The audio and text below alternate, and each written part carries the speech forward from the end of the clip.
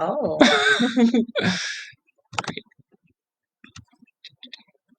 Like, please don't do the check. All right. So starting off, if anyone wants to throw in the chat or come off mic, I know it's less popular, and just talk about what we already know about Guantanamo. And through the duration of this presentation, I will shorten it to GTMO as I speak and also as I type. So does anyone kind of have anything that you know about Guantanamo, whether that's in the past or that's what's happening currently?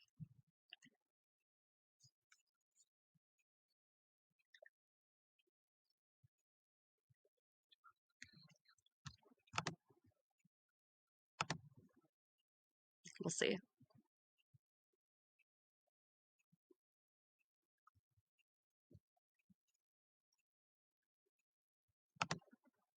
If not, that's perfect. It's great you're all here. I'll talk a little bit. So previously, especially before I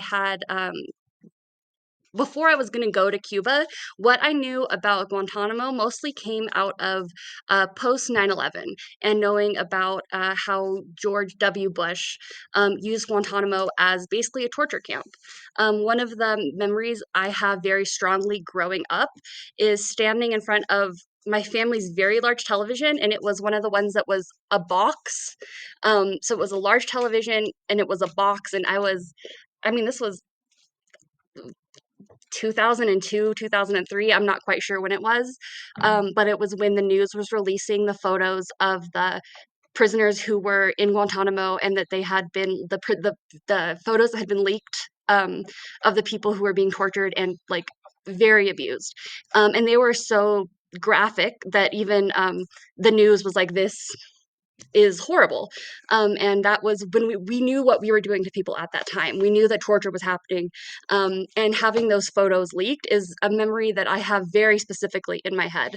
And even like I went back and I looked at some of those photos as I was making this presentation, and they are just as I remember them. They're kind of seared very deeply into my head.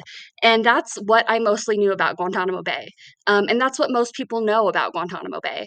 But it actually has a really long dark history.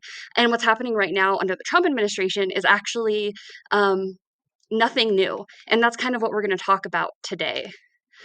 So first, I want to show where Guantanamo is. So here's a map. You could see where Cuba is. And near it, you see Haiti. Let's see if my mouse shows. Does my mouse show up on y'all's screen? Here's Guantanamo, Haiti, the Dominican Republic, and Guantanamo is right here. So Guantanamo is the U.S. Navy base. And it is, again, owned, I say owned, like quote unquote owned, by the U.S. in Cuba, even though the U.S. and Cuba have very bad relationship, to say the least. And so for a quick history, Guantanamo is the name that was given to the place by the original people of Cuba, the Taino people. And this is actually where Columbus landed on his second expedition to the New World. So in 1492, Columbus came, and this is actually where he landed. And as he landed here, this area became really highly coveted, not only by Spain, but by France, by England, and the United States. And this is because this region is very strategic. All these little red lines I'm just kind of showing that this Guantanamo area has really good access, not only to the other parts of the Caribbean, but to Central America and specifically into Panama. And that's because of the access to the Panama Canal.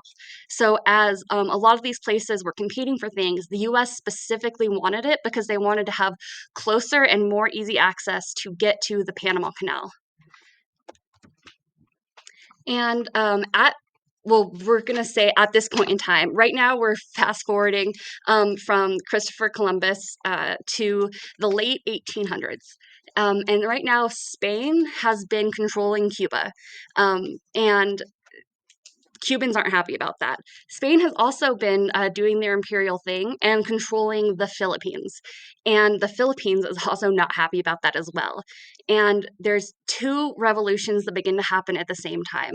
And this is considered the decline of the Spanish Empire, or the imperial, like, Spanish Empire, I guess. Its wide reach begins shrinking around this time. There's two wars happening at the same time. One's in Cuba, and they've actually been fighting many, many, many wars of independence. Here we have, I'm kind of showing you that there was like the three different wars. One was called the 10 Years' War, then one was called the Little War, and then finally one was called the Cuban War of Independence. During the Cuban War of Independence is also when the Philippine Revolution happened. So right now, Spain is trying really hard to fight to quell two revolutions, one in the Philippines and one in Cuba. And if you kind of know where those are, well, I had a map, we'll see where that is.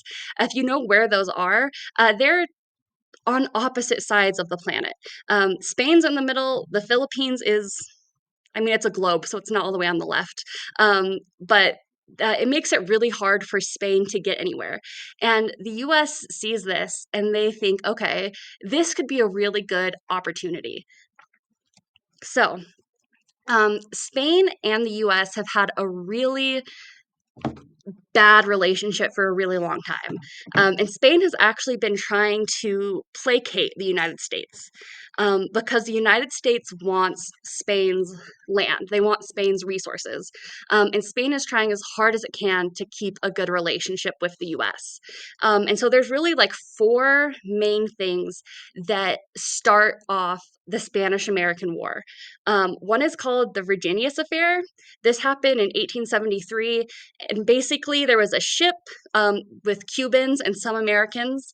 The people in Cuba were again having a revolution, and these people were like giving supplies to the Cubans on the mainland. They were flying the US flag on this ship, and the Spanish captured them and ended up killing everyone on board the ship, and that included 8 US citizens. The Spanish colonies in Cuba are the ones who started killing people. And by the time it reached mainland Spain, they were like, oh no, this was a really bad idea. Please tell me you didn't kill everyone. And they did. They had killed everyone. And because it killed 8 US citizens, the United States was mad, tried to go to war with Spain. They managed to kind of tamp it down. Then there is another thing called like the Delone letter. This was basically a Spanish minister said the US president sucks and is stupid in a private letter to a friend, and journalists stole the letter and published it. We'll talk a little bit more about like the wild journalism happening at this time. That was not uncommon for people to get their letters stolen and published, to try to get some really incendiary news happening. Then there was the sinking of the USS Maine. Um, which it was a US ship. It was off the coast of Cuba, which was controlled by Spain. It ran into a water mine. Actually, they don't even know who sunk the ship or who put the mine in there, but people were like, the USS Maine sunk. It must have been Spain. We have to go to war. And that was really one of the biggest turning points. But more than anything else was the journalism that was happening at this time. It's called yellow journalism, which is basically just sensationalism and lying. We're actually really familiar with that now. A lot of times, I don't know, people call it fake news or people call it, um, like the talking heads. It's a lot of just people making up things, saying things, to try to get people's uh, emotions hyped. And the people who are really known for this was Hearst. And of course, we know the Pulitzer winning journalism was actually one of the worst about it. And this was because the more newspapers sold, the more money they would make. And these publications were mostly centered in New York, and they were really trying to push newspapers and favoring a war in Cuba, as well as the Philippines. And they started talking about how all of these terrible things were happening in Cuba, under Spanish rule, regardless of whether or not it was true. They would post, like doodles or pictures of people. Like one of them was like, "Oh, American woman gets strip searched in middle of street by Spanish police," which wasn't true, but they had just made it up and then like made doodles, and it sold tons of newspapers. And they were just really, really pushing the idea of war in Cuba with Spain. This is a political cartoon. I have a lot of political cartoons to show during this time. A lot of it is to show that even though the war was highly favored and a lot of people were really amping this up, that there were still people who had a good analysis of what was happening, and a lot of people who were speaking up against what the United States was doing. So this is a political cartoon. You see Uncle Sam picking up children, putting them in his cart. One of them, this one right here that he's picking up, says Cuba. This one says the Philippines. There's also Puerto Rico right here. This one says, I think, the Manila Islands. And as he's like picking up the children, popping them into his cart, it's kind of speaking to imperialism. And again, this came out around that time before the United States, quote unquote, acquired Cuba or acquired the Philippines. And so when the Spanish-American War finally happened, on April 20th in 1898, the U.S. Congress ended up passing a joint resolution, and it was to acknowledge Cuban independence. It said, the United States will not annex Cuba. We want nothing to do with annexing Cuba, but we need to make sure that we safeguard Cubans' independence at all cost. And so they demanded that the Spanish government give up control of the island. Again, this language was very specific. They were not saying, okay, we're going to go ahead and take Cuba, because at this time, the idea of taking other countries was not very popular. Over time, it got a lot more popular, and we'll kind of talk about that later, but they used this language that they will protect Cuba at any cost. Oh, here's the map I was trying to find earlier about where Spain is in the middle, Cuba is on the left, and then the Philippines are on the right. So again, that was Spain spreading itself very thin, and the U.S. was easily able to come in and fight that war. It was for a war, it was a really fast war. Spain really didn't have a chance. They were like, we will not give up Cuba. The United States created a blockade in Cuba. They do that a lot. They're still doing it now. Spain declared war on the U.S. The U.S. was like, okay, we'll go to war. Of course, the battle was never fought on U.S. soil. It was never fought on Spanish soil. It was fought in Cuba, Puerto Rico, the Philippines, and Guam. But Spain lost really quickly when they realized that they didn't have the resources. Everything was really far away. And they signed a ceasefire deal on August 12th. And this is a really important date because, well, I'll tell you that in a second. In 1898, even though the ceasefire was on August 12th, the actual treaty happened in December. And this treaty gave, quote unquote, Puerto Rico and Guam to the United States. At this point, the Spain controlled Puerto Rico and Guam. The United States still is, again, quote unquote, owns Puerto Rico and Guam to this day. This was because of this treaty in the late 1800s where Spain was like, okay, you won the war, here you can have these countries and all the people in them. It also sold the Philippines to the US for 20 million. This is because Spain said that they had built too much infrastructure in the Philippines to just give it to the United States. So they made a deal that they would sell it instead. And they had said that Cuba would become an independent state in 1902. Until then, it would be kind of a protectorate of the US. And that independent state thing actually had never happened. And so this was under the McKinley administration. And this was actually used as a pretext to annex Hawaii, which was an independent state. I had not realized previously that the annexation of Hawaii was a part of the Spanish-American War, mostly because it's actually a completely independent thing. Whenever the McKinley administration had first, or not even the McKinley administration, but the U.S. had first tried to annex Hawaii, it was very unpopular. It was seen as, I mean, what it is, rampant imperialism. And as the corporations were trying to dig their heels into Hawaii, most of the US citizens, it wasn't very popular. After the Spanish-American War, when the US was kind of taking countries, it was seen as a lot more popular, that the idea of getting other countries so that the United States would have more resources was a really big deal. And on on August 12th, that was the joint resolution that Congress made to make Hawaii a territory. August 12th was the same day that the ceasefire was called. So on the day that that Congress met with McKinley, they signed uh, a, a ceasefire with Spain, and they also signed a resolution that they were going to go ahead and take Hawaii.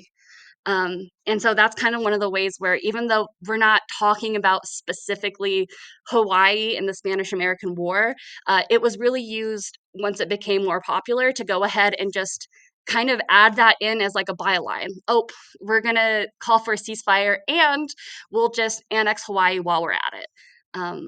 Yeah. And now I'm going to go ahead and pass it to Ciason. Yes. All right, y'all. Well, thank you all so much for being here. I wanted to take a second to go over some terminologies that we've been covering throughout the presentation. We wanted to lay out the history of Guantanamo Bay and the history of the Cuban Revolution, as well as the different communities that have been impacted by U.S. imperialism throughout this process. And I want to name it's like these terminologies are really big. They're very broad. They're not like a specific event. They're not a specific time frame or country or even ideology. And so we are wanting to really break down these terminologies so folks can start to understand the ways that, like in this case, liberalism, how it affects our communities, but especially how it affects the ongoing project for US imperialism and fascism.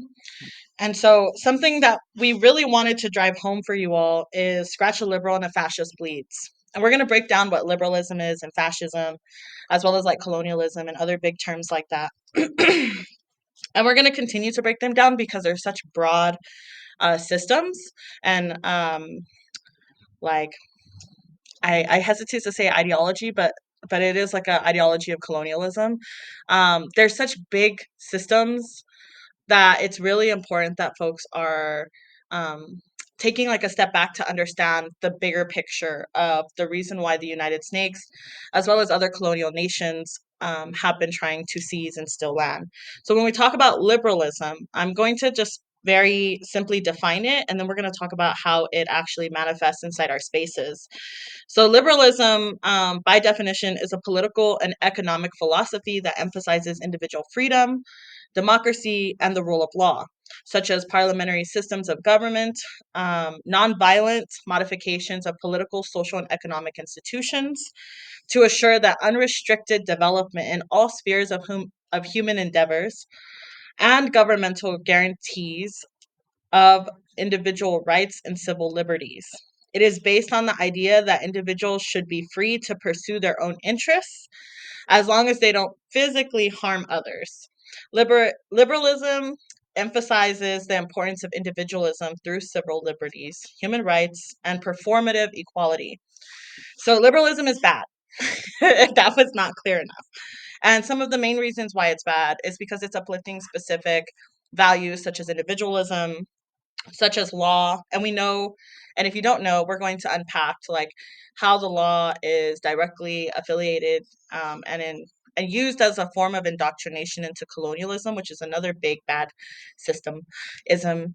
But liberalism essentially goes hand in hand with a lot of these other systems, right? So we're seeing a lot of struggles here within Tiwa territories, but also within the Southwest and within Turtle Island around liberalism. Liberalism is identity politics. Liberalism is specifically when we are emphasizing civil liberties and human rights for individuals and not recognizing some of the bigger pictures around like who are these individuals, because like talking about an individual who is unhoused on the street is a very different like lived experience, and they have like very different um, rights even compared to like a CEO of a business or a corporation. And these are the instances when we want people to really understand how identity politics play a role Because one example of like liberalism would be the ways in which people will talk about unhoused peoples and their backgrounds in comparison to like CEOs of corporations who maybe are part of marginalized communities, right? And we see instances when we will hyperfixate on the identity of that person and not on what those people do. And that's part of the liberalism. It's really important that we're seeing the entire picture and that we're not just focusing on identities of people who we support. And unfortunately, that's not the way that a lot of us have been raised and indoctrinated into these systems. Oftentimes, we have a tendency to support the person who looks like us or support the person who we grew up around. And sometimes those people may look like people that are familiar, but they don't always hold those values. And this is really what we were wanting to get at is we have a real issue of liberalism in our communities. We have a real issue of representation being the only factor in which we uplift specific struggles as well as people. And so that's one of the reasons why we say scratch a liberal and a fascist bleeds, because the next slide is on fascism. In fascism, many experts agree that fascism is a mass political movement that emphasizes extreme nationalism, militarism, and the supremacy of a nation over the individual. This model of government stands in contrast to liberal democracies that support individual rights, competitive elections, and political dissent. In many ways, fascist regimes are revolutionary in nature. And when we say revolutionary, we're saying that it transforms your mind. It changes the way that you think. They advocate for the overthrowing of existing systems of governance and the persecution of political enemies. However, such regimes are also highly conservative in their championing of traditional values. In particular, oftentimes we see a lot of business people in this specific regards of traditional values of the businessman. So when we're saying you scratch a liberal and a fascist bleeds, we're saying that liberalism is essentially like the gateway to fascism, and that it leads to fascism in that it creates and indoctrinates you to think about yourself as well as your community as individuals. And it almost in a lot of ways removes the danger in only recognizing specific identity politics of people and not recognizing values or political tendencies within those people. And so oftentimes, and I want folks to like really think about this and reflect on this. We can think of people in our communities on TV who maybe look like us, but who do not have the same lived experiences. And so when we're talking about fascism, I hope that folks are thinking about the United Snakes and the way that the United Snakes has continued to exist, especially now under the Trump administration. We're seeing not only the rise of fascism, but we're also seeing the codification is what I'll say, like the legality, the usage of law to justify fascism. And I think that this is really important for us to think about and to sit with, because at the end of the day, it's through the identity politics and through liberalism that we've gotten to this point. So, as I had shared before, liberalism paves the way to fascism. Although fascist leaders typically claim to support every person, in reality, most of the time their regimes are aligned with powerful business interests. And this definition of fascism had come from the Council on Foreign Relations on the education of global matters. And so these are terminologies that I think are used to reflect on the ways that systems engage with their communities, like systems of governance in particular, engage with their communities on a local level. It's really important that we understand that fascist leaders oftentimes are directly aligned with corporations, with extractive industries, with oil and gas industries, with any entity that is bringing in money. And this is really important because all of these systems are like puzzle pieces, and all together they make a big picture. So neoliberalism. Liberalism is already a very like broad system and terminology, but what's really important is that we understand the context in which liberalism is being used in our societies today and around the world. Liberalism has been around. There are so many definitions of liberalism. We actually wordsmithed this definition to make sure that we were covering all of the different aspects of liberalism that we wanted folks to really that would actually like impact people and for them to be able to digest. Neoliberalism is a political and economic ideology that emerged in the late 20th century. It is characterized by the belief in a free market, minimal government intervention, and individualism. Neoliberalism emphasizes the importance of free trade, privatization, deregulation, and globalization. And neoliberalism leads directly to imperialism. You can see just in the specific values that neoliberalism upholds, because we're talking about a political and economic ideology, right? So we're talking about the idea that we have a free market, but like, where did those resources come from that are being sold in that market? Under liberalism, you wouldn't ask the question, where are those resources coming from, and who harvested or who labored for those resources? That's not the question. The question or the conversation is just about a free market and for people to be able to share those things, or to most of the time share, spend it or sell it. Um, Minimal government intervention and individualism. I just want to name, like in the context of extractive industries, under neoliberal institutions and structures, there is little to no accountability to any corporation or business that would be interested in privatizing land, privatizing resources, as well as like the globalization. So the expropriation of those resources outside of the United States, because we know that money wise within the U.S. The dollar doesn't always mean the same going into other countries. Like a dollar here is like, I believe, 22 pesos in Mexico, for example. And so we're seeing this really pretty language around business and exchanges of resources, without actually talking about how do we get there. And it's in the how do we get there that I really want you all to pay attention to, because it's in the how we get there that you see fascist tendencies, where you see colonialism, where you see capitalism, where you see these specific values that align with people who don't actually care about us or care about the land or care about the resources around us. All right. And so the other one. So this one is going to be a little intense, and I'm going to ask folks to be really open-minded. I want to share a little bit of context on why this was so important to talk about American exceptionalism. I was really blessed to be able to go on the brigade this last year, and I had the unfortunate experience of being with other community members who really struggled with understanding their place, um, as a part of the brigade itself, but also as U.S. citizens within Cuba.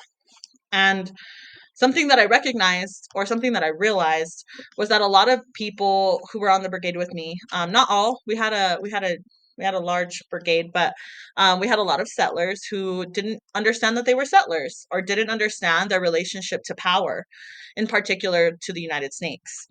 So American exceptionalism is the process of individualizing and dividing struggles despite the reality that we have the same oppressors and colonizers, right? It's this process of exceptionalizing our struggle. We are the only people who go through this type of struggle. We're the only people who are suffering in this way, when the reality is the global majority around the world is suffering the way that we are, if not in worse conditions, because we live within the belly of the beast. We live within the so-called country that is extracting, polluting, and contaminating all around the world, and is just barely starting to do it in its own backyard. The reality is that we are a part of a system um, of colonization, and if we are not actively fighting against and challenging it, then we are complacent in it. And so, going back to American exceptionalism, when we are going outside of the United States, especially representing or having a passport that directly ties us to this so-called country, that gives us safety and security that a lot of other people don't get. When I went to Palestine, I was given safety and security only because of my passport when I was going through checkpoints. To just name like the power that passport and your relationship to this like settler regime is. It's really important that we understand that our experiences are very common amongst people all over the world. And there's something really beautiful that can be acknowledged when we are able to take a step back and understand that this is shared struggle. So when there is shared struggle, then there's shared liberation. So exceptionalism allows people to distance themselves from solidarity and fosters complacency in the imperialist project. This is one of the differences between saviorism and solidarity. Our struggle is one and the same. We have the same colonizers and oppressors. And unfortunately, when we are not able to see our liberation struggle within the liberation struggles of others, we begin to think that we are coming in, not because we have a shared, you know, piece of the pot, but because we think that we have the ability to help and to save somebody else, which no matter the intentions, the outcome is very problematic. It's very harmful, because if we're talking about solidarity, then there's a shared interest in liberation and in the resistance. But if we are not able to actually see our struggle within others' struggles, then we end up, unfortunately, coming into these spaces as saviors, which doesn't help anybody, including ourselves. And oftentimes, especially if you go to Cuba, is very, very looked down upon, to put it in a nice way. Because the reality is, the United States has devastated communities all over the world, and to have their the privileged citizens from that community go into these spaces and interact with communities who have been suffering under the boot of imperialism, specifically U.S. imperialism, people can hold resentment or frustration, and there's a lot of validity in that, unfortunately. So it's something that we really wanted to emphasize and to talk about as people consider, um, showing up in solidarity with Cuba. This isn't um, to tell you not to show up, but just to say that it's really important that you're critical, and that you're self-aware, and that you're reflective about all of the ways that you show up, even the ways that we don't always talk about. All right. So we're going to keep putting these little pieces of the puzzle together. And so right now we're talking about the Platt Amendment, a very interesting topic, I guess, a very important topic. So this was made after the Treaty of Paris. And the Platt Amendment was basically the rules for the United States and how it interacted with Cuba. And the Platt Amendment did a few things. One, it barred Cuba from going into debt. This meant that the entire country of Cuba was not allowed to take on any debt, take any loans, basically make any deals with any other countries besides the United States. That may also includes making a treaty with another nation. Cuba was not allowed to basically have any contact with any other nation. At all besides the United States. It did say that this was the other one that's really weird. It stopped the United States from imposing a sanitation program on the island. That's something I don't fully understand. I researched a lot and I haven't gotten into why this one was important, but it was very important to them. And it also, as this is the one we're going to talk to, allowed the United States to lease or buy lands for the purpose of establishing naval bases and coaling stations in Cuba. Here's a couple more of the political cartoons. Again, these were happening and being published at the time that this was happening. This is the late 1800s, the early 1900s. Here is President McKinley serving up Uncle Sam a side of Cuba. It's like Cuban steak. It shows Puerto Rico. It shows the Philippine Islands. It shows the Sandwich Islands. So people are telling the other citizens of the United States, what is happening. This wasn't happening in a vacuum, and not everyone was for it. I just want to point out that, again, the idea that this was just a product of its time is not true. There has been, and there always will be, people who have been standing up and trying to fight against this. Here are some other ones. Again, the idea that other countries in political cartoons have also been very infantilized.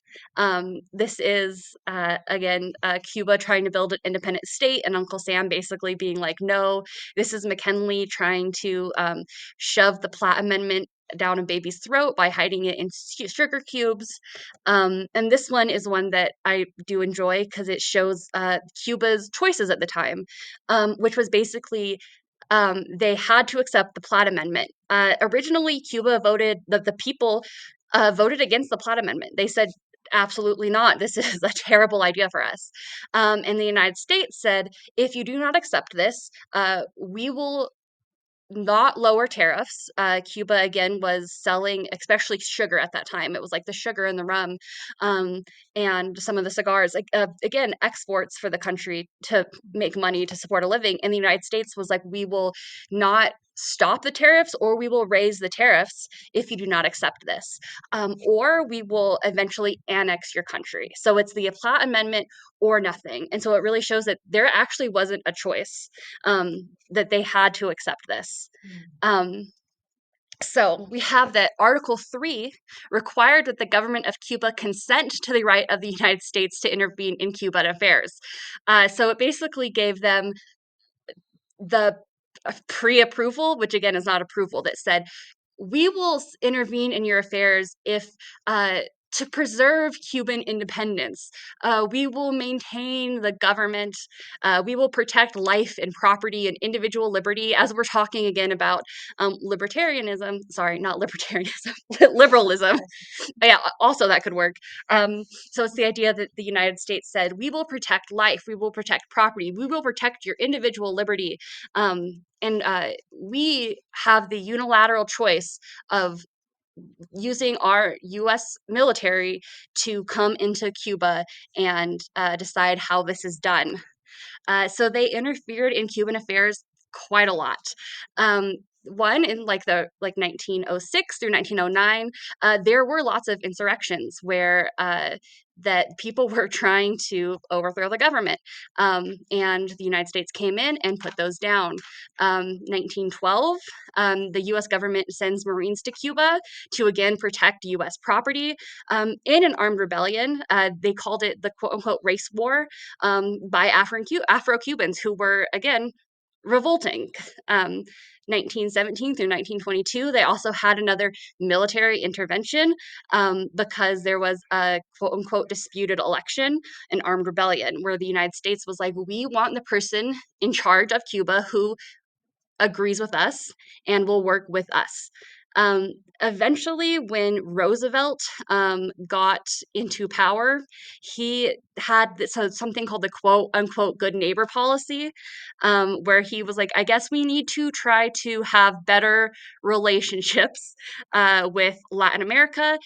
So he revoked the Platt Amendment except for the part that allowed the United States to keep Guantanamo Bay, even though Cuba, from the entire beginning, from when the United States tried to have Cuba become a U.S. protectorate, Cuba the entire time has said they do not want Guantanamo Bay there. The United States, even during this show of good faith, has still kept Guantanamo Bay.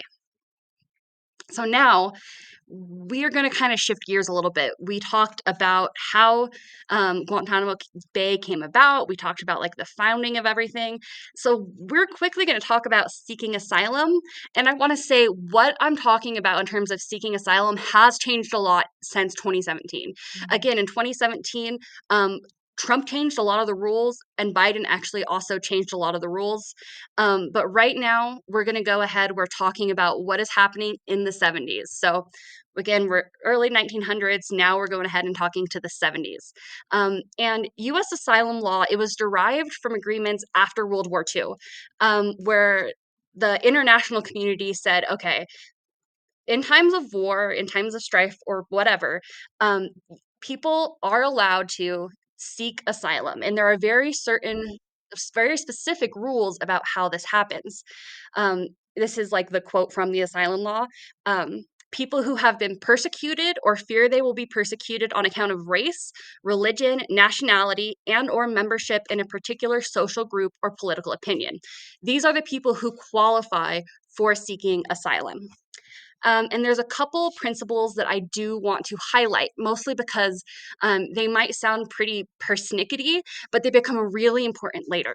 So in case of large scale influx of refugees, there's the principle of first asylum. And this is basically the first place that a refugee shows up to, the first place that they go to. They need to admit them without discrimination and provide temporary shelter and protection. And this means that even if the place that they show up to will not permanently admit them, they will not live there forever, they will not be a permanent resident or a citizen. Legally, the first place that a refugee shows up still needs to take them, still needs to provide shelter, still needs to provide provide protection. They cannot turn them away, not an asylum seeker. There's also the principle of non-refoulement.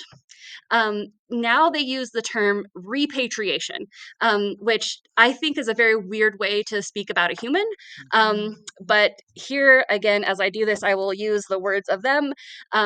It protects refugees from being returned to the country in which they face persecution. So if a person is fleeing from a certain country, you cannot return them to that country. And the asylum procedure begins at land or border port of entry. So when the asylum seeker lands, like steps foot upon the land or steps foot on the port, these procedures immediately go into effect. And so I'm going to be telling you all this, and we're going to be slowly breaking down why this is important. But first, we're going to talk about Haiti. And so Haiti is another country that I highly encourage everyone to do their research and reading about. It's another country that not only U.S. imperialism, but France and other European countries have really screwed over. And so during this time period, there was a lot of patients who were coming to the US and who were seeking asylum. This started in 1957 when Francis, I think it's Dulavar. I am bad at pronouncing French names. I'm sorry. Duvalier. Duvalier, thank you. Francois Duvalier. He was elected president, and then he declared himself president for life. We all have heard these terms, especially recently today. It's been all over the news. And I'll just say very briefly, it was really bad. And when he died in 1971, his son took over, and he was not much better. There was a lot of, suppressing dissenters, mass violations of human rights. But the Duvaliers were really good friends with the US. And I guess when I say really good friends, I mean that they both hated communism. Cuba was right in between them. The US hated Cuba at the time. Haiti hated Cuba at the time. And I guess by Haiti, I mean Duvalier. And they both kept on good terms because they did not want Haiti to overthrow. Oh, let's go ahead and click not now. They both didn't want Haiti to have their own revolution. And in documents from the time, in CIA files, they say that, hey, what's happening in Haiti is really bad, but it would be worse if the Haitians had their own revolution. So we're going to keep Duvalier in power. And these are some pictures of the one in the middle is Francois. The one on the left is Jean-Claude. I have this photo is during this time, he had a $2 million wedding paid for by the state, as again, people were dying in massive starvation, and he had a $2 million wedding. And when the Haitians began to overthrow this regime in 1984 through 1986, they did have a revolution, and the U.S. Got him out. He escaped on a U.S. plane with U.S. assistance. He ended up living in France. He lived quite happily. He died of old age. I guess his wife actually cleared him out of money in the divorce. So I guess there's that. Not that she was great either, but he went back and died in Haiti.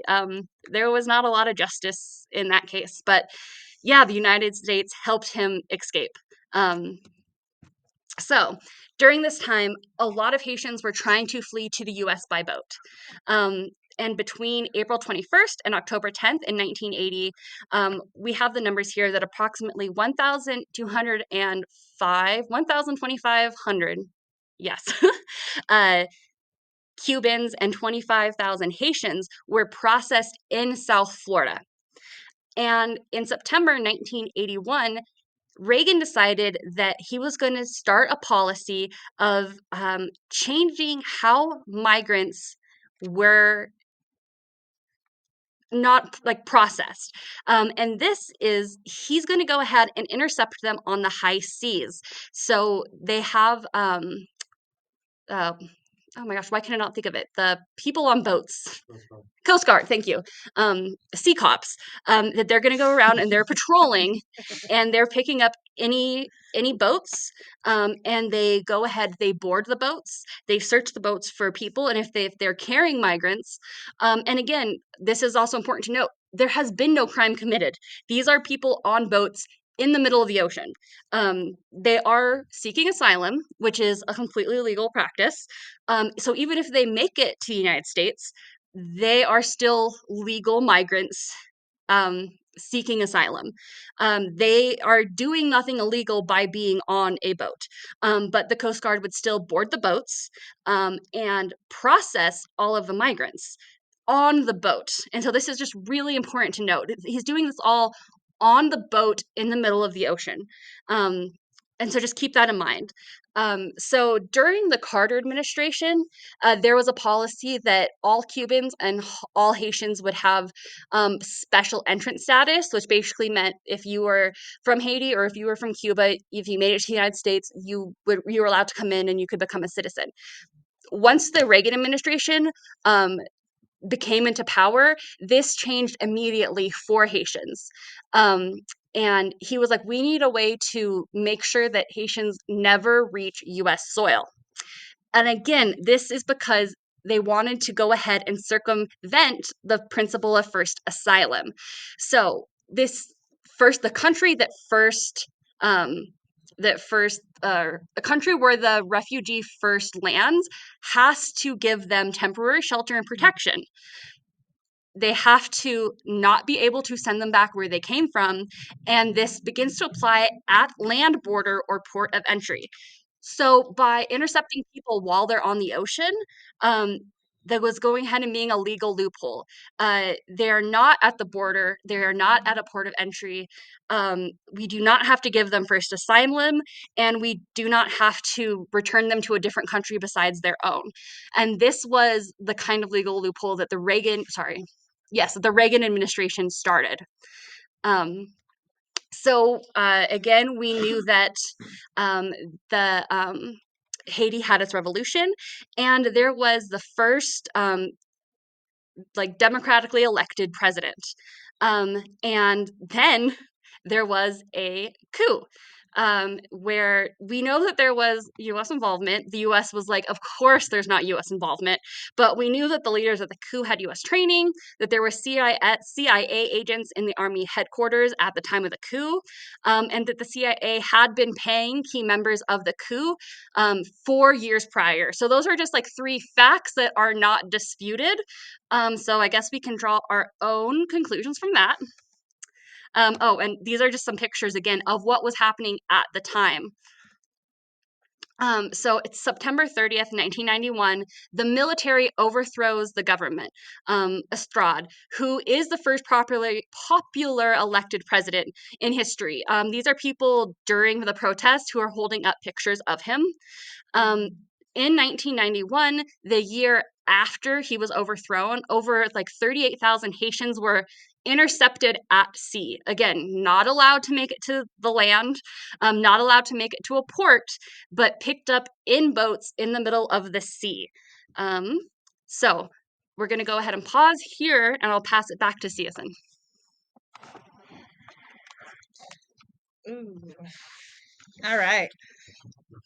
So as you can see, as Comrade had shared, there's a lot of different instances of um, U.S. engagement and involvement in other countries' politics. And I think it's really important to name that this is a form of colonialism, it's a form of imperialism. I'm going to go ahead and break down for you all what colonialism is, some of the new modern day forms of colonialism, as we call it, neocolonialism, as well as imperialism and the different forms of imperialism that exist. And so, colonialism. Colonialism is the practice of one nation controlling another country, region, or area. Oftentimes, they are exploiting its people and resources while imposing its own culture and governance. And I mean, we can just name based off of this presentation alone. We have France, we have Spanish, we have the United Snakes. Um, we have so many different examples of the ways in which we see countries exploiting people, resources for their own personal greed. The system of colonialism has historically involved the subjugation of indigenous populations and the establishment of settlements by colonizers. So you might have heard me or caught me saying and referring to the United Snakes, also the United States as United Snakes, or as the settler colonial regime. These are all terminologies to just name what the reality is of this country, is that it is made up of people who are not originally from here and created and imposed a system and indoctrinated and assimilated not just the indigenous peoples here, but also anybody who came here. That is why we see such a big influx of, in this current moment, migrants and refugees who are coming here with the false illusion of the American dream, as well as folks who are fleeing the material conditions that the United States has created in their homelands. And so it's really important that we understand the big picture of colonialism. Colonialism is not it's not just a event. It's not just like one specific year or day in which it happened, even though there are specific like days, like for example the creation of the US. That's like a day that celebrates colonialism. But like just wanting to name that it's a structure, right? It's a system, it's an ideology, it's a way that people become indoctrinated into this ideology. um, and so it's really important that people understand. And so there are different parts of colonialism that really emphasize more specific conditions that have been exacerbated over time here inside the United States, especially, and not even just here in in the U.S., but anywhere where there is indigenous communities. We have a term called settler colonialism, and that's in the graphic that you can see. Settler colonialism was coined by Patrick Wolf, who described the process to destroy to replace. And it's the idea that you have to destroy the culture, the people, the ideology, the values in a space in order to replace them. And then you indoctrinate those people and assimilate them into the values and the culture that you want them to be in. In this case, in the United States, all of us are indoctrinated into systems of capitalism, into systems of white supremacy. That is just the systems around us. It's not because of our own personal, you know, um, values, but it's just the reality that we have been trained, we have been brought up to have these values. And so this is why it's really important for us to unpack these terminologies and start to analyze and be critical of the ways that we uphold colonialism as we engage with these systems, as well as Native people, especially here in the Southwest. And another terminology that's a really big system that is important to name is capitalism. I'm sure y'all hear a lot about capitalism. Capitalism is essentially profits over people. It's the exploitation of marginalized communities, the theft of money from poor and working class people, as well as laborers, to be put in the pockets of the rich. When we are naming the rich, when we are saying capitalists, we are talking about multi-million companies, transnational corporations, that, like we're saying, imperialism, and generationally inherited wealth recipients. We're talking about all the kids of Bill Gates. We're talking about all the people who are coming from these CEOs, these corporate leaders who have so much wealth they don't know what to do with it, and that wealth gets passed down. Those are the people that we are referring to when we say capitalists. I think this is really important because I hear a lot of people in our communities misusing capitalists whenever we are referring to people who hold these values, like values of capitalism. Those are two different things. It's one thing to it's like racism. It's one thing to be and act a certain way. It's a whole other thing to be born into a system and benefit from it, whether you like it or not. And that is the reality of the system that we're living in, is that there are a lot of people who are born into wealth. And there are a lot of people who are not, but who are striving because of bootstraps theory, because of the way that we're indoctrinated into the US with these values, who are wanting to be capitalists, but will never, ever be capitalists because it's generational wealth. It's so much wealth that we already have people who are hoarding all of the wealth. So I think the reality is we need to be a bit more critical about how we use these terms. Um, because again, there's different ways in which people take up capitalist values, but that doesn't make them a capitalist. And so that's something I just wanted to plug in. We have different terminologies that'll describe different ways that capitalism affects specific parts of our communities. We have racial capitalism. We have different forms of capitalism that add into or help provide a specific analysis when we talk about imperialism. And without further ado, we will transition. Imperialism. Imperialism is a doctrine. It's a political strategy, a practice, a state policy, or advocacy that consists in extending power by territorial acquisition or by extending political and economic control outward over other areas, as you can see in the graphic. This, most of the time, involves the use of military and economic power and is always aimed for the expansion and collective of individual domination or individual domination. I really wanted to add a specific lens, like a Marxist lens, on the definition of imperialism because I think it's really important that we understand what Marxism is. Marxism is essentially just the study of historic uprisings between laborers and poor working class people against their bosses or corporate entities or systems of power that dominate and hoard money. So right, that's very simple, a very simplified form definition of Marxism. And so if we are applying that specific lens to understand imperialism, then we're talking about the division of the world between great powers that guide international relations. We're talking about the global north. We're talking about the US working with the Spanish, working with France and other European nations. We are talking about essentially all of these bullies working together to exploit, kill, murder, subjugate the people who they deem as less than, which oftentimes are people of color. I hate that term. I think it's very liberal. But for lack of a better term, we're going to say people of color, people who come from marginalized backgrounds.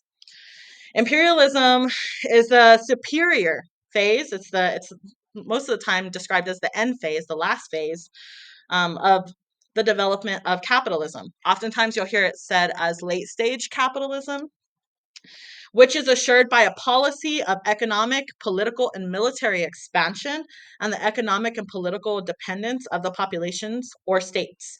And this definition in particular came from Cornell Law School.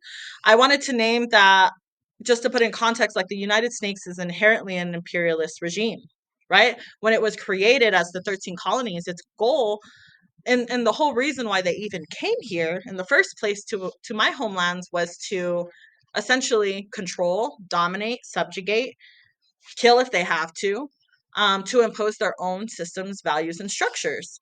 And so we live with an imperialist nation, and it's really important that we are aware of that and that we are using this language because this is the language that people around the world are using. It's really important that we understand our position. The country that we are citizens, a part of, whether we like it or not, is a part of this imperialist regime. And it's really, really important that we understand the amount of harm and violence that comes from these nations. And this is why it's really important for people to understand imperialism. Based on this definition, as you can see, imperialism is essentially colonialism and capitalism together in this really, really big project that includes other European nations or other nations that uphold white supremacy, because they're not always European nations. Sometimes they're the United Snakes here in Tiwi Lands or in Turtle Island. All right. And I also just wanted to plug, as we were talking earlier about the history of Guantanamo Bay, we had talked a little bit about the canal earlier in the first few images of Earth, um, where we talked about the Caribbean and we talked about Panama, we talked about Puerto Rico, Cuba, Costa Rica, and that big map we saw the canal. And you might be wondering, like, why was Guantanamo such a important space for the U.S. to occupy? Well, it was to continue to control their domination in that space. It was for the imperialist project. It was for the idea that they can continue to colonize that area and they can continue to capitalize off of the labor and resources of those peoples, as well as all of the people who are going and traveling through those waters, right? So it's very, very strategic. And that's what I really want people to understand is this is very, very strategic. None of this is a coincidence. We need to be able to look at these systems for what they are. And I think that was all I wanted to add on that. I did want to just mention really quickly, some of the other forms of imperialism that exist are border imperialism, and the ways that colonial regimes will use borders as a way to continue their imperialist project, right? Because borders are essentially like the cops of the different entering and leaving different nations so that they can see what you have, they can see what your intentions are, or they can just be really racist and violent and choose to not let you come in because they just don't like the way you look or the way that you speak or the culture that you have. And I think that this is really important because imperialism, again, is a big system, but it can be applied in very specific ways to talk about specific struggles. Here within so-called New Mexico, we are border imperialists because the border intersects our community. And if we are not actively speaking out against borders, then we are complacent. And if we are complacent, then we are allowing it to happen. I really want to make it make it clear that neutrality doesn't exist. Either you're taking action or you're not. And if you're not taking action, then you're part of the problem. And that's just where that is. And it's the same thing with like racism. It's the same thing with colonialism. Unless you are actively fighting against it, then you're complacent in it, which makes you also responsible for it. All right. So we just talked about how Reagan went ahead and decided to get around the rules of asylum by picking up people in boats, processing them, and then sending them back to Haiti. And again, I say Haiti because this operation was targeted specifically for Haitian migrants. That's actually a law that's still in effect, but we changed it to say like alien, the Alien Something Act. Now it's again still legal. Again, how we refer to people as aliens is another topic. It's very weird, but that is dehumanizing. Yes. So this is what Reagan had done. But now George H.W. Bush is in the White House. And 1991, during the overthrow and the coup, during the coup, more and more Haitian migrants are trying to leave Haiti and come into the United States. And H.W. Bush was trying to figure out what he should do. And he had this idea of one, people were going to be classified as economic migrants. They were not fleeing violence. They were not fleeing starvation. They were poor. And they were going to come to the U.S. To chase the American dream and try to make money. And people who are economic migrants do not qualify under the law of asylum. The majority of people, something like 99.9% of Haitians, were classified as economic migrants, which is just ridiculous. But during this time, the U.S. courts also declared that the Haitians who were detained at Guantanamo had no rights, had no substantive rights, because they are at Guantanamo. And so H.W. Bush is picking up people, not him specifically, but him and his water cops are picking up people, taking them to Guantanamo Bay for processing and holding them there until they are fully processed. So this right now is over 10,000 people are being held in Guantanamo, awaiting asylum. They don't have access to lawyers. If you are, again, here in the United States, you make it, your feet land on the land or you land on a border, you have the right, again, not only to the asylum, but you get access to a lawyer in order to go through the legal system. The people who are in Guantanamo, even though they are also awaiting the same asylum process, going through the same legal system, they do not get lawyers. The camp at Guantanamo Bay, again, where it's called the Migrant Operations Center, which is still up and running, was a pretty atrocious place. Here are some pictures, and these are some of the conditions that I would say were good conditions for people. So this is a bunch of people on cots, crammed into one area. It was completely surrounded by barbed wire. I'm going to read this quote. This quote is from the discovery of evidence section of one of the court cases. So they live in camps surrounded by barbed wire. They tie plastic garbage bags to the sides of buildings to keep the rain out. They sleep on cots and hang sheets to create some semi-balance of privacy.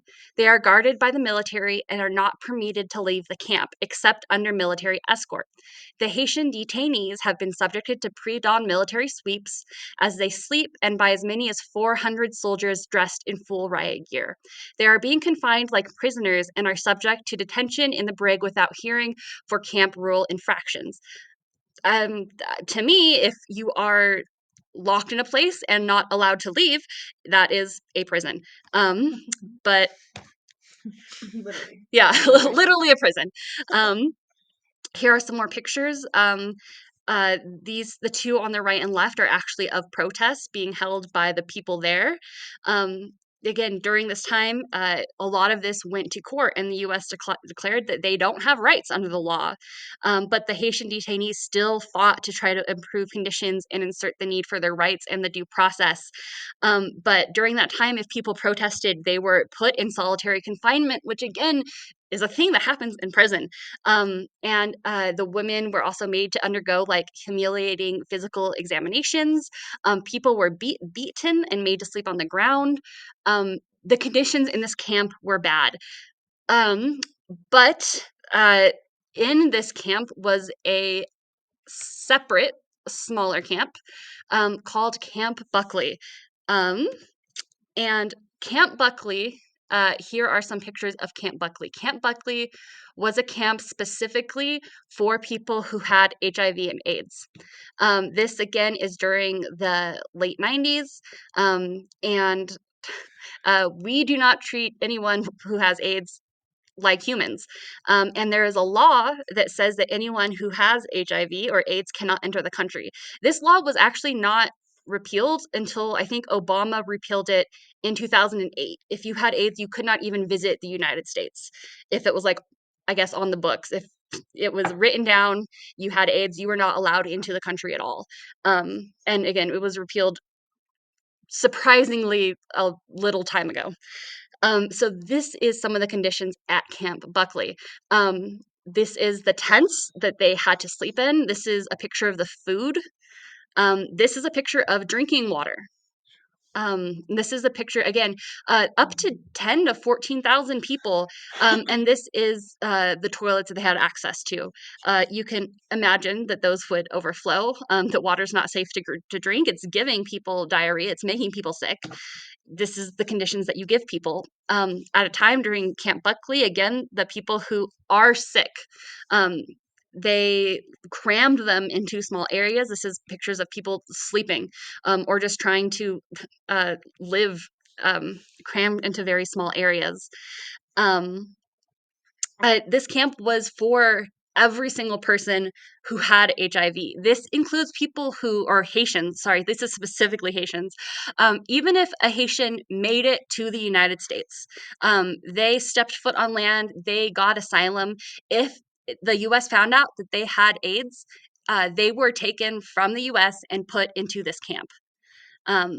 This is a picture of some of the people who had started a hunger strike. So they were, again, the whole time, people are protesting, people are fighting. This is not just laying down, I guess. People have always been fighting for their rights the whole time. People have always been calling out the fact that this is unacceptable. And the people here, even though they are, again, in an AIDS prison, are still fighting. And this is the only picture. I searched so far for pictures of people in the United States protesting. I found one, but I do know, yeah, this is talked about, but this hunger strike was picked up by students around the United States. And as we do know, that student protests tend to be on the right side of, if not the law, but the right side of morality. It was picked up by students around the United States, and especially students at Yale. And the students ended up suing or starting to sue the government on behalf of Haitian migrants. And again, this is because the migrants don't have rights. They're not allowed to sue. This is happening to them, and they can't even have a way to contact a lawyer, talk about, have any legal recourse under the law. So U.S. students started to do this. And here's the thing is that the students actually, well, not just the students, but they actually kind of won. A judge said that this is just an AIDS prison, and that the United States, it goes against the Constitution that you are not allowed to imprison someone and hold them indefinitely, even if that place is in Cuba. But the real shit is that the Clinton administration and the Justice Department ended up brokering a deal with the refugees' lawyers that said, we will let all these people in and give them U.S. citizenship, and the government would not file an appeal. But we would strip this decision and all of its legal precedent. So that basically means that in return for giving people the U.S. citizenship, they're going to strike this ruling from the record. And even in 2001, this vacated precedent was cited in order to justify Guantánamo as a site for indefinite detention for people who are being tortured post 9/11. So this precedent happened then. And again, this is under the Clinton administration that this is happening. So I know we've talked about a few different presidential yeah like the terms or whatever, but again, I guess picking them up in the middle of the ocean and denying them asylum started under Reagan. Putting people in the camps started under Bush, and the fight, or the first Bush, and the fight in order to keep this legal happened under Clinton, and making sure that the president was struck from the law happened under Clinton. During this time, there is basically two lawsuits happening at the same time. Very confusing. One was called Haitian Centers Council versus SAIL. The other was SAIL versus Haitian Centers Council. This confused the hell out of me for a very long time, but I finally figured it out. So the first one that was, we'll say one because we liked what happened on June 8th, 1993, when they said you cannot hold people indefinitely. This is illegal. It was won but struck from the law. Then, just a couple weeks later, on June 21st, 1993, the one that was lost basically said that Bush's executive order on returning people picked up at sea to their home country wasn't against asylum law. So again, we have the asylum law, the right to not repatriate people. They basically upheld it and said, if they're picked up at sea, that is fine. And that was actually upheld. And so this ends up setting even more legal precedent to happen further. But Camp Buckley was closed because of the deal that was struck. Everyone who was in Camp Buckley was allowed entrance into the United States. But the rest of the camp did stay open. This is important because during, I think it was like 1994, Castro lifts the emigration ban, so with an E, not an I, which means that people are allowed to freely leave from Cuba. At this time, the United States had we'll call it an open arms policy to Cubans, where they're like, oh, if you leave, you're welcome to the United States. That was when they weren't allowed to leave. After they were allowed to leave, that was almost instantly reversed, where it's like, oh, if you are allowed to leave, we actually don't really want you here, not that many people. So anyone who was picked up in the sea, which was about 30,000 Cubans in a span of 2 years, they were then picked up and detained at Guantanamo Bay. So they left Cuba to be picked up and brought right back to be put in this camp. I will say that the Cubans were treated a lot better than the Haitian migrants. It still wasn't good. This is a picture. This was a race, like a marathon that was being ran on the left. This is just a picture of a kid drinking a juice box next to his barbed wire prison. And again, after this happened, the last Cubans who left Guantanamo Bay in 1996, and that was 6 years before the quote-unquote enemy combatants from the War on Terror would arrive. And again, the precedent had been set continuously from this time. The laws that H.W. Bush would use were happened under the Clinton administration, and it happened under Bush Sr.'s administration. They just built and built and built on each other. So these little things that we're saying that are happening in terms of, especially as we're talking about the liberalism policies, these are the policies that are currently being used, that we have said are legal. And people are mind blown right now about what's happening. Like, how is this legal? How can we send refugees from Venezuela to Guantanamo Bay? But we've been doing it, and we've been doing it in a way for 30 years now. So you'll remember, I think you'll remember this picture. This was from 2021 when there was over 1,000 Haitians who were flown from Texas to Guantanamo. And during this time, the Biden administration put out a job for housing officers for migrants and other vulnerable populations at the Migrant Operations Center at Guantanamo Bay, looking for people who specifically spoke Haitian Creole. After the news got out, and especially this picture, which is, I did debate about putting this one in. I do find it pretty awful. This is the U.S. Border Patrol on horses carrying whips, whipping, again, a Haitian migrant who then they picked up and sent to Guantanamo Bay, even though they did make it to the U.S. land. But again, a lot of things changed in 2017. After the news got out, the Biden administration backtracked. They said that was just a contract renewal, and everyone who was sent there would be sent back to the U.S. for their trial, and that they wouldn't send anyone to Guantanamo Bay again. There was a lot of backtracking, but what we see now is during this term, during the first term, Trump also did try to use Guantanamo Bay, but during this term, he's really ramping it up. This is just a bunch of headlines that I've taken off of the news over the last couple days, where it's Trump sends new groups of migrants to Guantanamo Bay, and then it's, oh, is he going to keep using it? He's going to extend more personnel. He's going to extend less personnel. He's going to expand migrant operation centers to full capacity.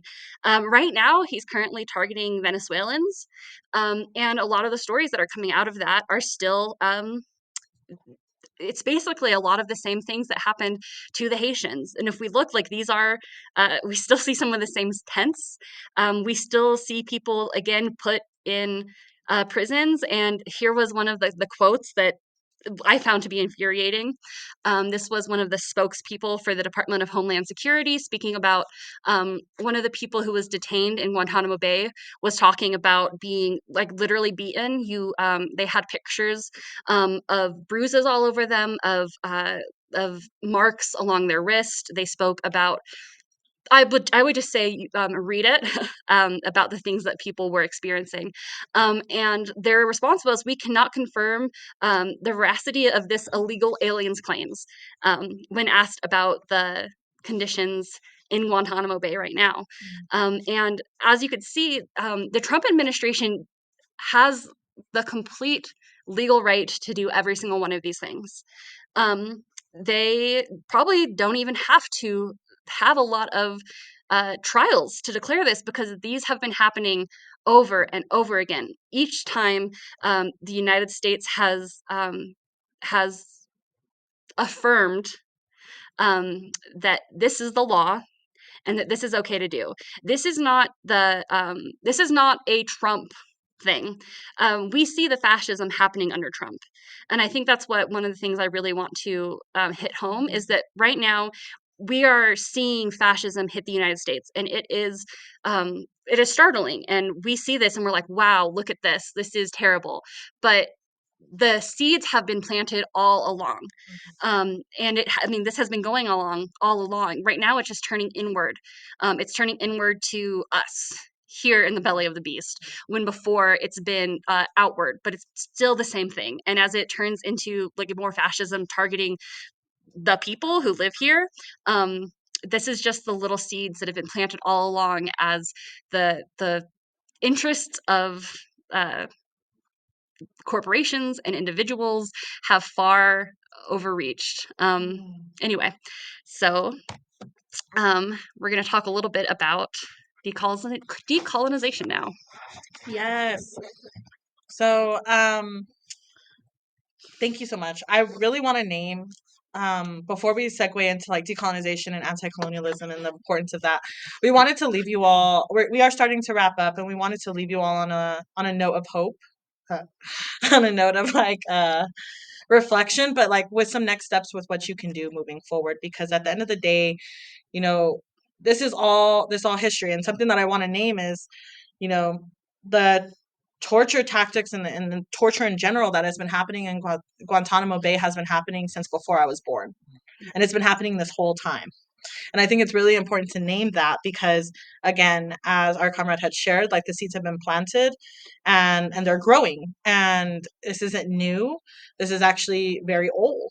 It's a very old system that the US has been doing since it was created. And something that I just wanted to name before we transition is, in the conversations around imperialism, I wanted to plug back into the Platt Amendment. And I really wanted to name how the roots of the blockade have been planted. Right? So like the ways, and I want to name like the importance behind saying blockade, because oftentimes you'll hear a lot of folks talk about Cuba in different ways, but the blockade is a very specific political term because it describes the ways in which the United States, as you know, has been controlling a lot of the resources that go in there. But in particular, the way that the United States has been choking out resources for Cuba to access in order for them to be self-sustainable, right? Because we know that if a nation, if a community, if a people are not able, and we can see this just with the way that indigenous people have been treated since the creation of the US, that if you burn all of their resources, if you take all their resources away, if you isolate them to where they don't have access to resources and they can't access other people who have the resources or make treaties or relationships with those people, then you have a community that is able to be subjugated and to be dominated, right? So like these are the intentions behind what they're doing when we talk about imperialism and colonialism. Something I also wanted to name was how rampant like anti-blackness and racism plays a factor in this. In particular, I mean, you can see it. You can see the difference in which Cubans and Haitians are treated, as well as, and something that needs to be named is the ways in which just people who are intersecting those communities in particular are treated. I wanted to also name the example that was given a few slides away about the United States not being able to impose a sanitary program on the island. As somebody who's like lived on an island, if there is no restroom, then like how do you live? And so it's really important to just name these are all of the ways in which the United States continues to subjugate this community to create a dependency on colonial nations that then will subjugate people to not resist or not want liberation. And I am very, very happy to say that this is not working. I'm very happy to say that the Cuban Revolution, the Cuban movement for liberation is very strong. Granted, you always have people in the community who are for or against, etc. But I just want to name that like Cuba is really presenting for us a solution for self-sustainability in the ways that they are trying to navigate all of these imperial nations trying to subjugate them and choke them off from resources. I also wanted to name that it's not just Cuba, right? We are seeing the ways that Venezuelans in Ecuador, in Cuba, in El Salvador, in Peru, what we would consider the global majority of peoples, as well as peoples who are darker complected, especially if we're like understanding race from a lens of white supremacy in particular, we're seeing these systems subjugate people based off of those values of white supremacy. And it's really important that we name that. Because anti-blackness, though Cuba is a solution, I want to name like anti-blackness exists all around the world. And it's really, really important that we are doing work to unpack the ways that anti-blackness participates and upholds colonialism and imperialism and capitalism. So just wanted to make sure and plug that. You can leave it there. But I wanted to give you all some definitions on some solutions and some systems that are aligned with our liberation struggles, right? Because most of us understand and believe that our liberation is interconnected and that there are ways in which we have to work together in order to achieve, equality, rights, access to basic necessities to live. We have to work together because that's our power as the masses, right? Our power is in each other. And so I wanted to name the difference between decolonization and anti-colonialism. This was very helpful for me, and it was actually a Tiwa Pueblo relative from Isleta Pueblo who had challenged me on my usage of anti-colonialism instead of decolonization. So I'll start off with anti-colonialism. Anti-colonialism is a theory and belief of anti-colonialism. It is a mindset where many people and community fall into, and I want to emphasize mindset. Having an analysis of colonialism, right? We learned what colonialism is. Without a change of behavior that is tied to practices, material existence on stolen land, as well as unlearning the indoctrinated systems and beliefs. So you can be anti-colonial without doing any of these things, right? You can have the analysis. You can talk and say that you support anti-colonialism because it has no teeth. It's just a theory. It's just an analysis.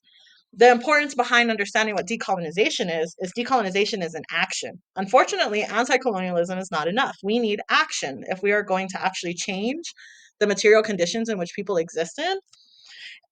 Decolonization is the process of unlearning thoughts, practices, language, and relationships to the settler colonial regime, aka the United Snakes, as well as the institutions, systems, pedagogies. Pedagogies is like essentially like learning styles. Epistemologies is the way that people come to knowledge, right? The way that we uphold it, the way that we internalize it, as well as behaviors that have been reinforced with the intention to assimilate into a system that is not from these lands. And to relearn how to live sustainably on the land amongst the original indigenous stewards of the territory, including adopting or assimilating into, for lack of a better term, thoughts, behaviors, and practices and systems that center life, land, and our most vulnerable, and as well as sustainability and collectivism. This is a world where many worldviews and beliefs fit. We are not a monolith. I think as like indigenous people, our liberation intersects because of our shared values and shared struggle. And so it's really important that people understand the difference between anti-colonialism and decolonization. Anti-colonialism is essentially the first step, right? It's the first step is to acknowledge that we live in a colonial regime and system that we've been essentially like brought up in. And we don't know any better other than to practice its values. So decolonization is the process of disrupting those values so that you can replace those colonial values, those colonizer values, with values that actually center life and land and people. And so these are really important definitions because it requires people to actually take action, which is what we're missing right now in this current moment in history. But I would even say, like, historically, a lot of the guests, migrants, and settlers who have occupied stolen land oftentimes will have an anti-colonial analysis because of solidarity, but fall short when it comes to decolonization. And so I want to challenge you all to take action towards decolonization. All right. Excuse me. So we talked a little bit about, what are some solutions, right, to having an analysis that'll better align with the liberation struggles that are happening, not just around us, but around the world. Something that is really important that we need to talk about is how do we win within the belly of the beast? When we're saying the belly of the beast, we're talking about the United Snakes. Because of this presentation, I hope that we are all coming to the same page and saying that the US is inherently an imperialist regime and project, which means that we exist within this system that is perpetuating imperialism all over the world. And so, what do we do? How do we fight it, right? We have to offer our solidarity with others around the world. That requires us to learn, to become politically educated, as well as to become internationalists and to learn about the histories and the struggles of people all around us, especially the peoples who have been subjugated by the United Snakes. Uplifting, here's some other things that folks can do. I would recommend that you do all of them. There is not just one of them, but all of them. If you have to take a picture of the screen, take a picture of the screen. But uplifting water protectors and land defenders in Palestine, in Hawaii, in Venezuela, in Brazil, and in Japan. Donating to grassroots organizations that are educating and fighting against imperialism and Western intervention. And by Western intervention, we're talking about like European nations, just to be very clear. Um, and wanting to also name, like, there's always this like dichotomy where we're breaking down like the West and the South and all of these other terminologies to describe, what we see on maps or oftentimes ideology. And so I want to just name that it's really important that people are also unpacking terminologies and where they come from and where they align and making sure that their values aligned. Challenging people in your circles and life to choose humanity and leave any jobs that are directly like connected to the state. So that's something that's really incredibly hard. I understand we live under capitalism and people are trying to survive. That's real. And we should be patient with our relatives and our comrades and our friends and family as they make those transitions, because they won't be able to make those transitions unless we help them, unless we are able to show them the solutions in which will support the decision to leave settler regimes. Organizing and educating your community on why fighting against imperialism is important. A lot of people, not enough people know what imperialism is, and that is unfortunate, considering like we literally are a part of the so-called nation that's perpetuating it. So that's something that needs to change. And last but not least, reading articles, hosting study groups, and holding meaningful international connections with others who are facing the same issues as you and your communities. These are the ways that we can fight. These are the ways that we can come together. Because again, our power is in our masses, right? I mean, I don't have any friends that are capitalists, but like it's really important that we are very, very clear about our struggle and the ways that we come to this work, because we can all benefit from it, but also we all have a stake in it. And if we don't have a stake, somebody close to us, somebody in our circle does. And that's why it's really important that we are talking about what we can realistically do within the belly of the beast. And we have a lot of work to do. All right, so Cuba is a model for self-sustainability, for revolution, and for liberation. And that's a quote from my co-presenter. And so I wanted to encourage you all to apply to the Venceremos Brigade. We have the Queer Brigade that is coming up mid to late July with a focus on LGBTQ issues in Cuba. And we also have the African, Latin American, Caribbean, Palestinian, and Indigenous Brigade in December, and details are to be announced. And so we really want to encourage folks to continue to come to our political education shares so that you can be prepared for when you go on the brigade. This is all to just help people get there, and to like support you in what you may experience while you're out there. And so I really hope that folks will apply. There is more details about what you need to know about the brigades and how to get on the brigades. We will be hosting more information sessions to help you prepare if you plan to apply. There is like a fundraising aspect to it. So the sooner you come to a place where you would like to apply, the better, so we can help you get out there. But we really just want to encourage folks to help and to join. Also, you can join our local group with the Vincent Emmels Brigade, our local chapter, to learn more and to participate in any solidarity actions that are happening here if you're not able to go internationally. Because we do realize there are a lot of people, especially right now, who are afraid to go, right? Or who don't have the means or don't have the status to be able to travel. And so we still want to encourage people, like, you can still be involved. You don't need to go to Cuba to be involved. Just like we had shared with Palestine, you don't need to go to Palestine for it to be a struggle that you connect to. We can do work right here, right now in our own backyards to support Cuba, to support Palestine, to support communities that are being impacted by imperialism. So if you have any questions, please reach out to us. And thank you all so much. Yeah. Here I just put a QR code if you would like some of the resources that I used to talk about this, a bibliography. It is just a bunch of links on a Google Doc, but if you click those links, it takes you to web pages or PDFs or journal articles. So if you would like it, you can go ahead and scan this. And I realize that it is almost time, but we want to invite anyone who has any questions or anyone who has any discussion that they want to have to write in the chats or come forward. Feedback is also appreciated. Yeah. Oh, and I will stop the recording now if anyone wants to talk. How do we stop it? We will figure out how to stop the it's recording.